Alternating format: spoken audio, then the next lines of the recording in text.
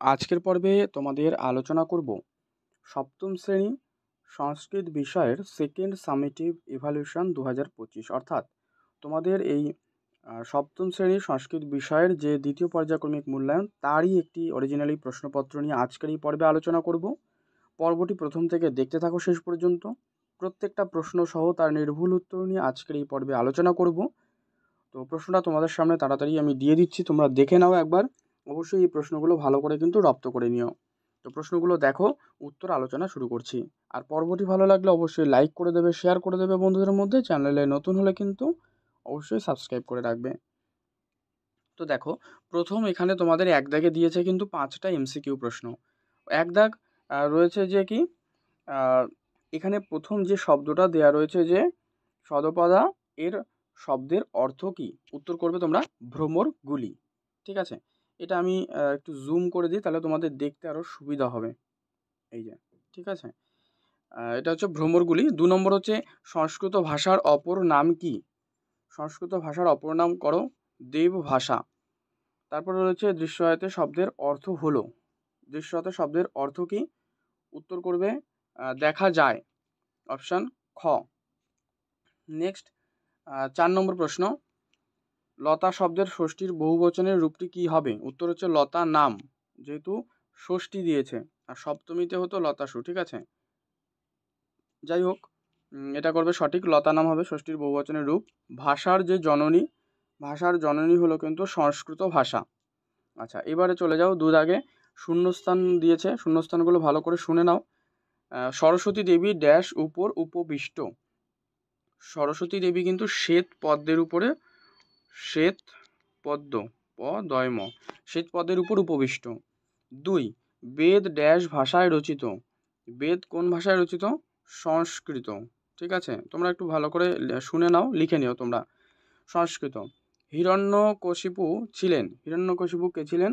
একজন অসুর রাজ, একজন ছিলেন অসুর। ঠিক আছে, অসুর রাজ। নেক্সট, প্রহ্লাদ বেঁচে গিয়েছিল ড্যাশের কৃপায়। ভগবান, এটা ইংরেজিতে লিখে দিচ্ছি ছোট করে, তোমরা বুঝে নিও, গড, অর্থাৎ ভগবানের কৃপায়। নেক্সট, গোপালকের নাম হলো, গোপালকের নাম হলো কিন্তু মদন। ঠিক আছে, শূন্যস্থানগুলো সব লিখে দিয়েছে, তোমরা একটু ভালো করে দেখে নিও, শুনে নিও, তাহলে কিন্তু এগুলো তোমরা কমপ্লিট করতে পারবে। এরপরে চলে যাও 3 দাগ।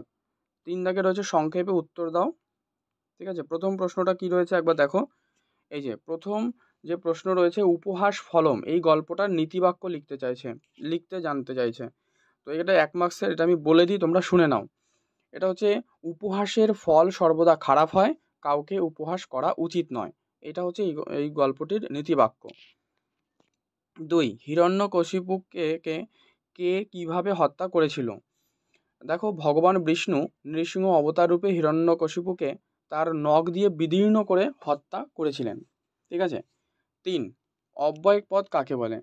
মানে যে সকল পদের যে লিঙ্গ বচন বিভক্তি যেগুলো কারক ভেদে কোনো পরিবর্তন হয় না, ঠিক আছে, তাদের অব্যয় পদ বলে। আচ্ছা, সংস্কৃত ভাষার উপযোগিতা নিজের ভাষায় লেখো। এটা তুমি লিখতে পারো যে সংস্কৃত ভাষা ভারতীয় সংস্কৃতির একটা মূল ভিত্তি। এটি অনেক ভারতীয় ভাষার জননী, জননী এবং হচ্ছে প্রাচীন যে জ্ঞান বিজ্ঞান দর্শন সাহিত্য, ঠিক আছে, এর ভাণ্ডার। এটি হচ্ছে ধর্মীয় আচার অনুষ্ঠানেও ব্যবহৃত হয় এবং এর যে জ্ঞান চর্চা সেটা মানসিক বিকাশে কিন্তু সহায়ক। সরস্বতী দেবীর 2টো বিশেষণ লেখো, শ্বেতবসনা, বিনা পানি, এগুলো হচ্ছে সরস্বতী দেবীর 2টো বিশেষণ। ঠিক আছে। আচ্ছা, নেক্সট হচ্ছে শব্দার্থ লেখো, এটাও বলে দিই শোনো। লিখবে শব্দার্থে রয়েছে কি, প্রথমটা রয়েছে কিন্তু যে বিরাজতে, মানে শোভা পাচ্ছে, শোভা পাচ্ছে। ঠিক আছে। 2 রয়েছে কি, নিশা, নিশা অর্থাৎ কি, রাত্রি, নিশা অর্থাৎ রাত্রি।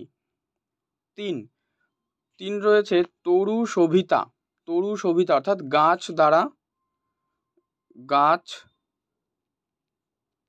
গাছ দ্বারা শোভিত। ঠিক আছে। নেক্সট রয়েছে কি, নাগতা অর্থাৎ আসেনি, আসেনি, নাগতা হচ্ছে আসেনি। আর বিদারণম, বিদারণম মানে কি, বিদীর্ণ করা, বয়সী দয় দীর্ঘী মূর্ধন্য বিদীর্ণ করা, ঠিক আছে। আচ্ছা নেক্সট চলে যাও 5 দাগের সংস্কৃত অনুবাদ করো, এগুলো একটু শুনে নাও। এটা রয়েছে বিদ্যাসাগর একজন মহাপুরুষ, এটা লিখবে যে বিদ্যাসাগরা হে ক মহাপুরুষ, ঠিক আছে। বিদ্যালয়ে অনেক ছাত্র পড়ে, এটা করো বিদ্যালয়ে বহব ছাত্রা পঠন্তি। ভ্রমরেরা মধুপান করছে, এটা করো ভ্রমরা মধুম পিবন্তি, যেহেতু মধু পান করছে বলেছে। ছাত্রটি বাড়ি যায়, ছাত্র গৃহং গচ্ছতি। রাম রাবণকে হত্যা করেছিল, এটা করো রাম রাবণম অহন, ঠিক আছে। আচ্ছা এরপরে পরবর্তী বড় প্রশ্ন রয়েছে 5-3 মার্কসের, এগুলো সরস্বতী স্তোত্রম শ্লোকটি বঙ্গানুবাদ সহ মুখস্থ লেখো। মানে শ্লোকটা প্রথমে লিখে তোমাকে কিন্তু এটা বঙ্গানুবাদও লিখতে হবে, ঠিক আছে। তারপরে যেটা রয়েছে মম গ্রাম বর্ণনম, এই প্রবন্ধটাও নিজের ভাষায় লিখতে হবে, এটার জন্য 3 মার্কস। আচ্ছা মুনি শব্দরূপটি প্রথমা থেকে পঞ্চমীর একবচন দ্বিবচন বহুবচনের রূপটি লেখো। মুনি শব্দরূপটি প্রথমা থেকে পঞ্চমী অবধি লিখতে বলেছে, ঠিক আছে। তো প্রথমের রূপটি কি? মুনি, মুনি, মুনয়, মুনিম, মুনি, মুনিন, মুনিনা, মুনিভ্যাম, মুনিভি, মুনয়ে, মুনিভ্যাম, মুনিভ্য। আর পঞ্চমীতে লিখবে মুনে, মুনিভ্যাম, মুনিভ্য, ঠিক আছে। এই পরপর করে আমি একবচন দ্বিবচন বহুবচনগুলো বলে দিলাম। আচ্ছা এরপরে তোমাদের 9 দাগে রয়েছে লিঙ্গ কাকে বলে, ঠিক আছে, এটি কত প্রকার ও কি কি। তো যে চিহ্ন দ্বারা কোনো বিশেষ্য পদের পুরুষ স্ত্রী অথবা ক্লিবত্ব বোঝায় তাকে লিঙ্গ বলে। লিঙ্গ 3 প্রকার, পুংলিঙ্গ, স্ত্রীলিঙ্গ আর হচ্ছে ক্লিবলিঙ্গ, ঠিক আছে। এর উদাহরণ দিয়ে দেবে যে পুংলিঙ্গ তুমি লেখো বালক, ছাত্র, পিতা ইত্যাদি। আর স্ত্রীলিঙ্গের মধ্যে বালিকা, ছাত্রী, মাতা। ক্লিবলিঙ্গ লেখো ফল, জল, কাঠ, বই, পুস্তক ইত্যাদি।